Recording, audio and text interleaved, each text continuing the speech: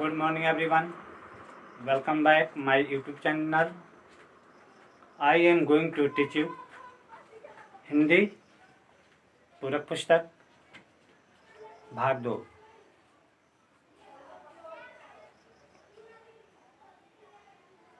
माता का अंचल। आपका जो हिंदी पूरक पुस्तक है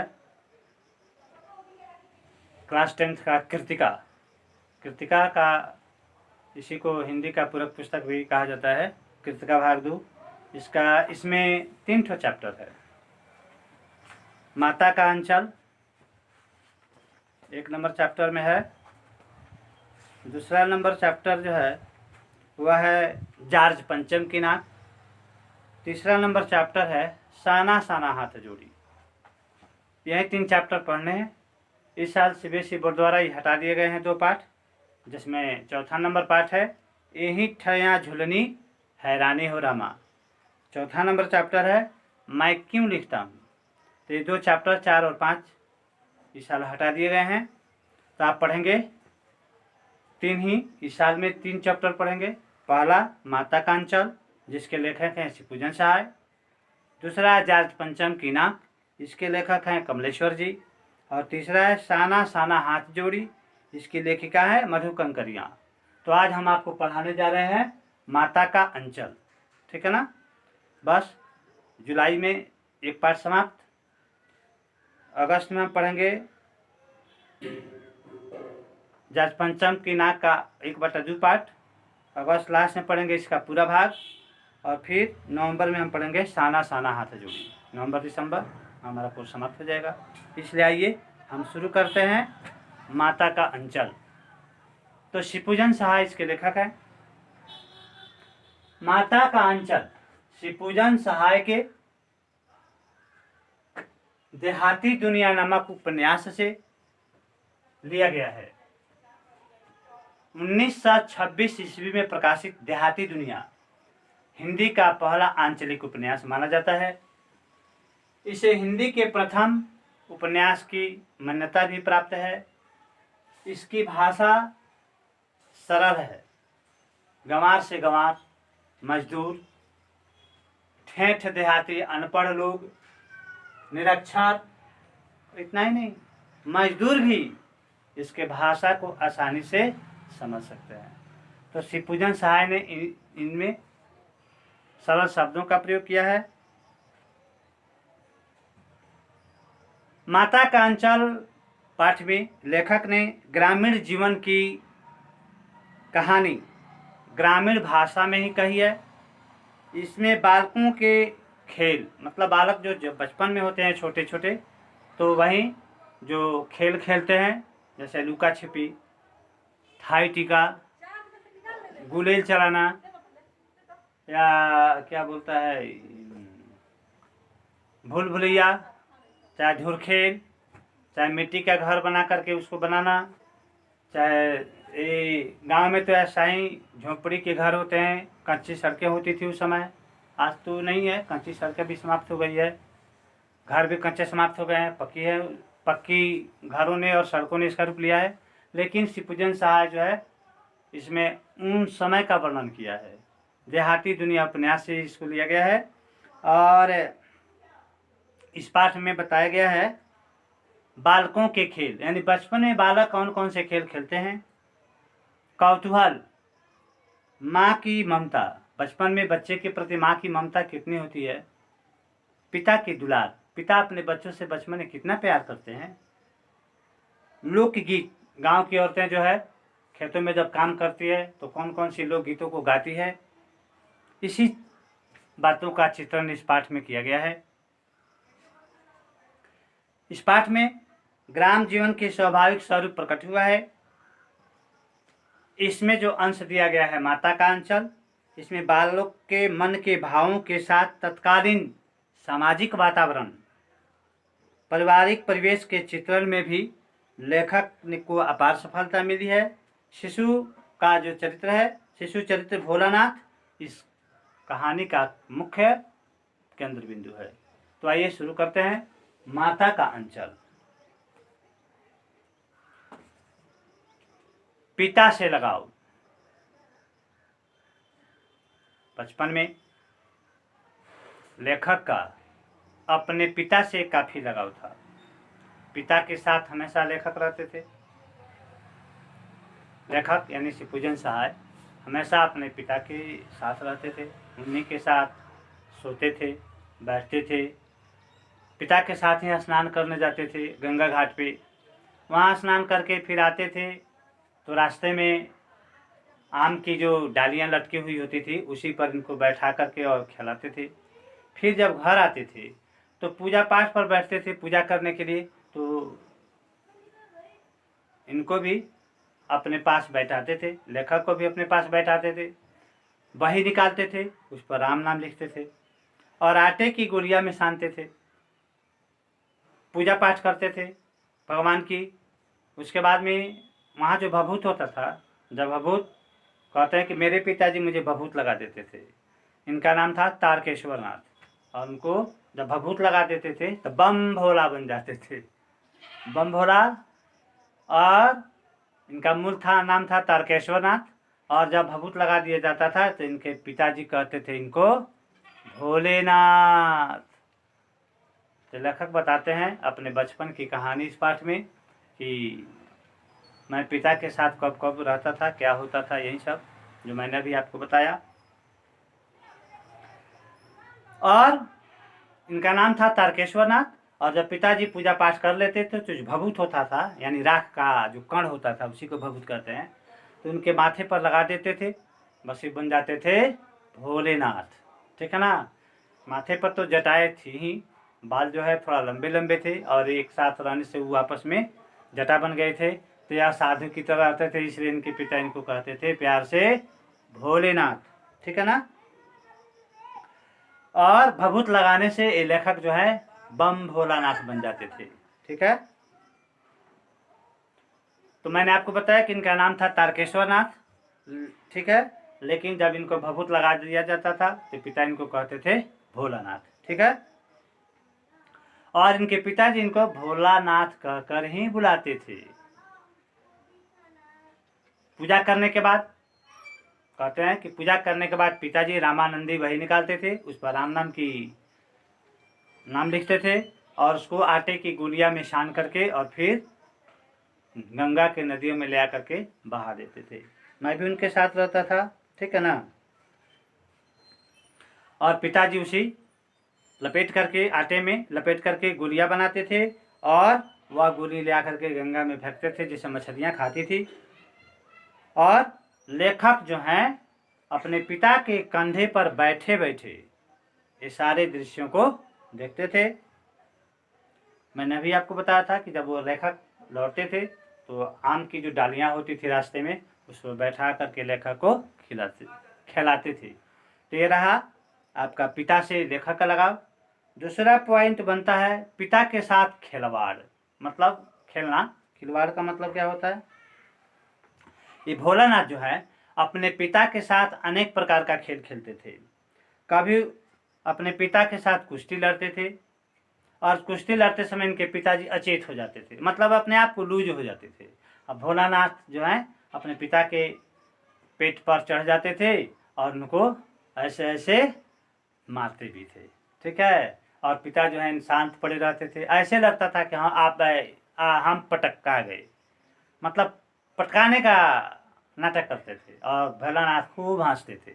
और उसके बाद में कभी कभी लेखक जो है उनके मूछे को उखाड़ लेते थे लेखक। तो इस तरह से उनका बचपन का खेल था। और कहते हैं कि पिताजी कभी अपना दाढ़ी मूछ वाला गाल जो है हमारे गाल पर सटा देते थे। ठीक है।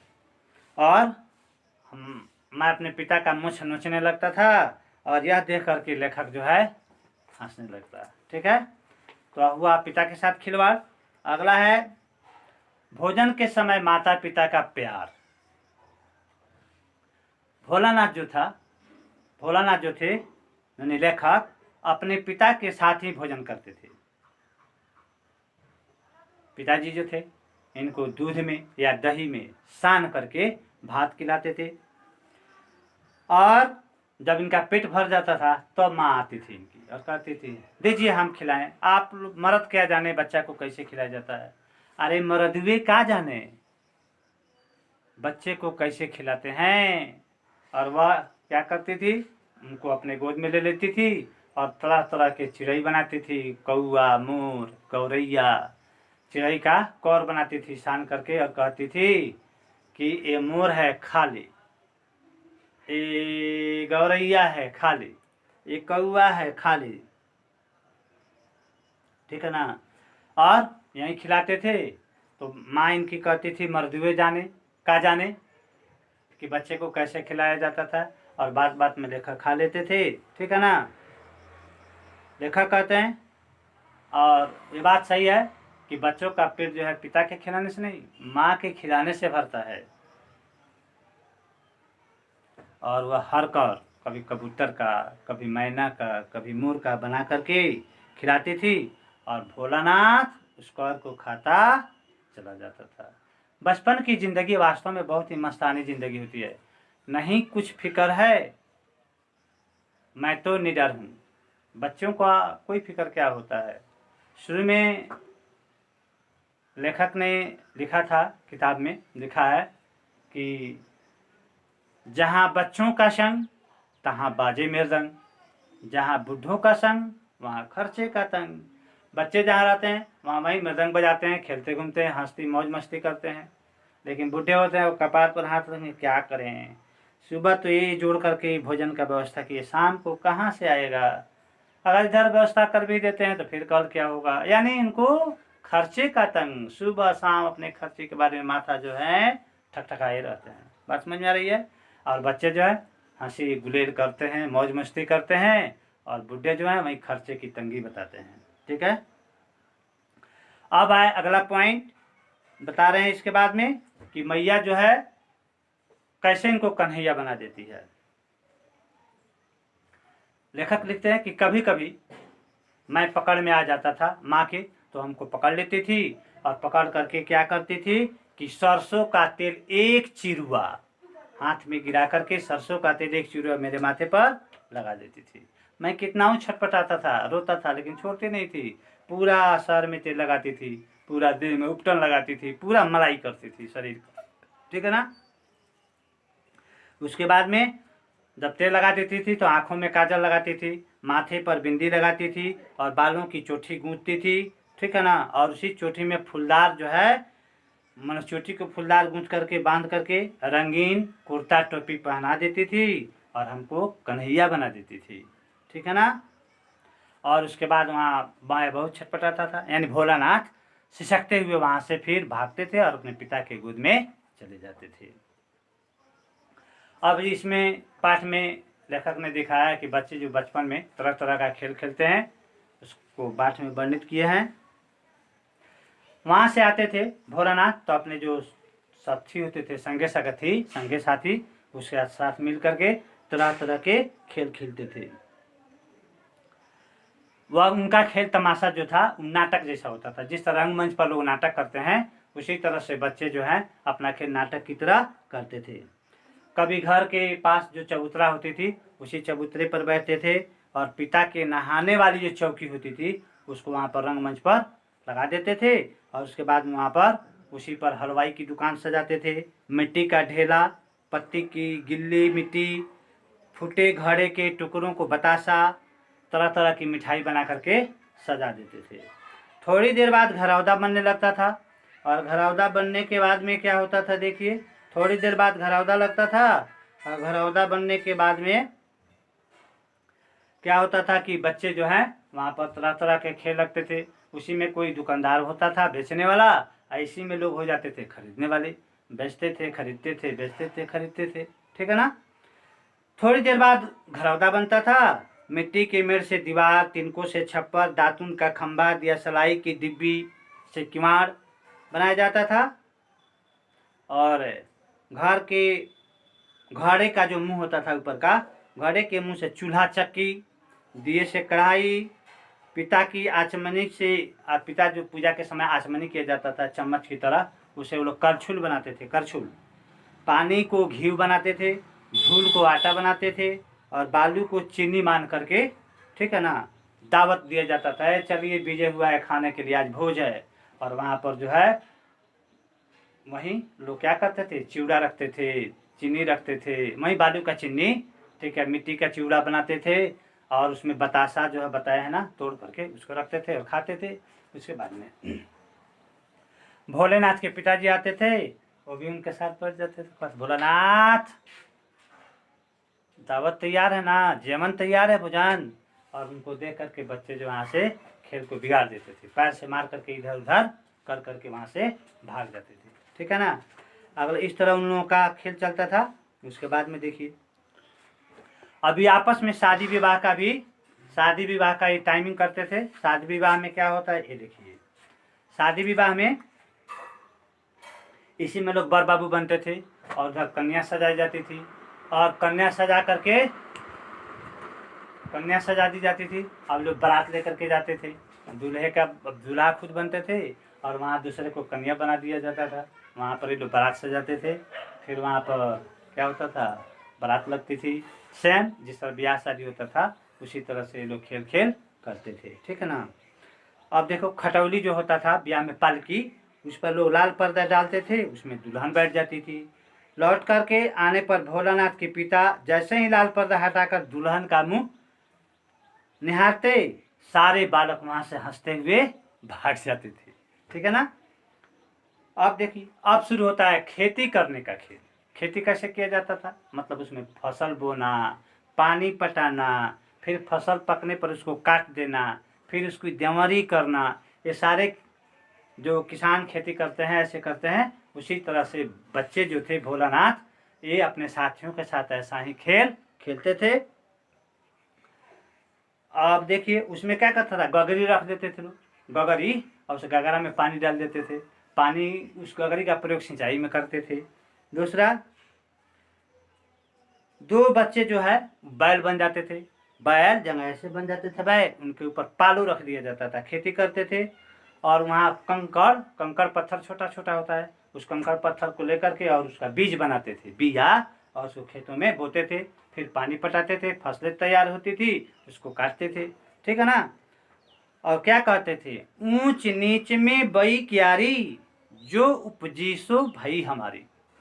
ऊंच नीच में बई क्यारी, जो उपजी सो भई हमारी, यही गीत गाते थे। और वहीं जब फसल पक कर तैयार होती थी तो बाबूजी आते थे और पूछते थे, भोलानाथ फसल कैसी हुई।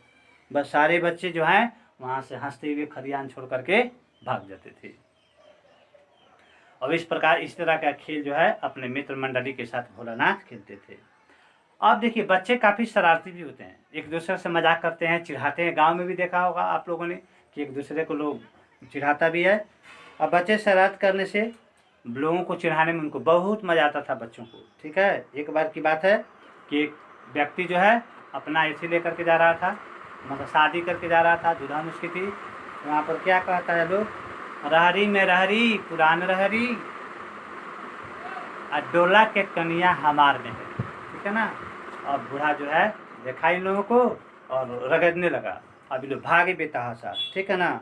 उसके बाद में क्या हुआ, रास्ते में बारिश आई, अब ये लोग बारिश में बगीचा में चले गए, वहाँ पर आम गिरा हुआ था खाने के लिए।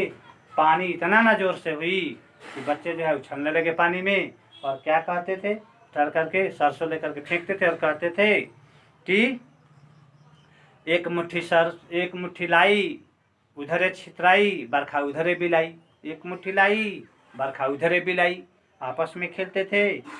उसके बाद में देखिए क्या हुआ, उसमें एक बैजू नाम का लेखक बताते हैं साथी था, बहुत चिढ़ाता था।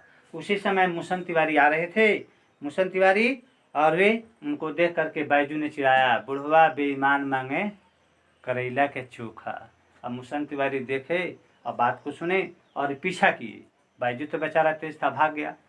लेखक पकड़े गए, इनके ऊपर कंप्लेन हुआ मास्टर के पास, हेडमास्टर के पास। स्कूल में लेखक कहते हैं कि मेरे पिताजी गए और किसी तरह से जा करके समझा बुझा करके मुझको घर लाए, ठीक है ना। अब देखिए एक बार की बात है कि हम लोग टीले पर बैठ करके सांप बिल्जू का खेल खेल रहे थे। चूहा का बिल था, उसी बिल में हम लोग पानी डाल रहे थे, उसमें से अब सांप निकला, ठीक है ना। अब देखते हैं सारे बच्चे जो है क्योंकि चूहा का बिल था और सांप जो है वह दूसरे के बनाए हुए बिल में रहता है। तो चूहे के बिल में ये लोग पानी डाले, उसमें से चूहा तो नहीं निकला लेकिन सांप जरूर निकला। अब सांप जो है जब निकला तो ये लोग भागे डर करके और रोते चिल्लाते, लेखक कहते हैं हम भागे, कोई ऊंचा गिरा कोई नीचा गिरा, ठीक है ना, किसी का सिर फूटा, किसी का बाह फूटा, किसी का मुंह दांत टूटा और इस तरह से भागते हुए क्या हुआ कि भागते गए और कहते हैं कि भोलानाथ जो है भागता हुआ घर में घुसा और सीधे मैया के आंचल में जा करके छिप गया, ठीक है ना। उसके मुंह से आवाज़ भी नहीं निकल रही थी, खाली सिसिया रहा था, साए साए की आवाज़ निकल रही थी, ठीक है। माँ पूछ रही थी क्या हुआ बेटा, आज मेरे लाल का हुआ, लेकिन इसके मुंह से बोली कहाँ निकल रही थी। तब तक बाबूजी दौड़ कर पहुँचे और भोलानाथ को गोद में उठा लिए। भोलानाथ माँ की गोद छोड़कर जाने को तैयार नहीं थे, क्योंकि माता के गोद में, माता के अंचल में इनको बहुत बड़ा स्नेह, बहुत बड़ा प्यार मिल रहा था, इनको परम आनंद की प्राप्ति हो रही थी। यही पाठ है माता का अंचल। चूँकि पाठ मैंने बहुत पहले इसको पढ़ाया था, वीडियो भी बनाया था, लेकिन वीडियो फेल कर गया, काम नहीं कर पाया। कारण क्या था, बहुत लंबी हो गई थी, मोबाइल इसको बढ़िया ढंग से नहीं टेकअप कर पाया, जिससे चलते दोबारा हम इसको आज आपको पढ़ाए। इसके लिए बहुत मुझे खेद है, ठीक है। फिर हम नेक्स्ट मंथ में मिलेंगे अगला चैप्टर के साथ। बात तो समझ में आ गई कि देहाती दुनिया का वर्णन, जो बच्चे बचपन में खेल खेलते हैं, अरे बचपन का जीवन बहुत आनंददायक होता है, उसका वर्णन क्या किया जाए। तो लेखक जो है अपने बचपन का पूरा इसमें वर्णन किया है, मैंने बताया भी था। लेखक कहते हैं कि यह ठेठ से ठेठ, हिंदी का पहला आंचलिक उपन्यास जो है यह देहाती दुनिया। तो लेखक कहते हैं कि हमारी भाषा जो है बहुत ही सुबोध है, सरल है। इसमें लेखक का मानना है कि ठेठ से ठेठ देहाती, अनपढ़ गंवार, निरक्षर मजदूर भी इस बात को समझ सकते हैं। जैसे मैंने शुरू में बताया था कि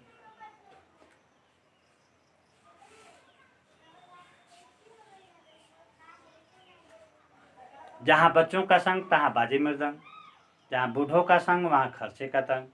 दूसरा मैंने बताया था, एक मुट्ठी लाई उधर छितराई, बरखा उधर बिलाई।